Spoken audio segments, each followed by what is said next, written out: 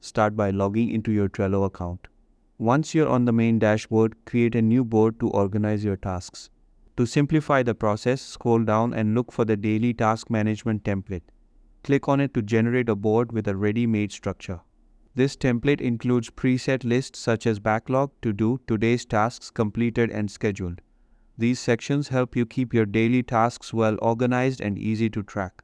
In Trello, each task is represented as a card which you can fully customize.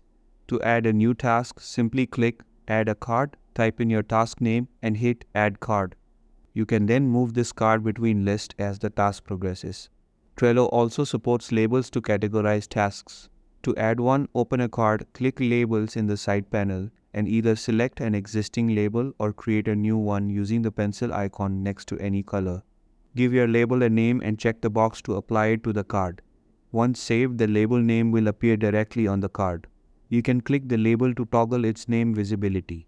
Additionally, Trello allows you to drag and drop cards between lists to show progress visually. This makes it easy to track the status of each task at a glance. Thanks to its user-friendly and flexible layout, Trello makes task management smooth and efficient whether you're working alone or with a team.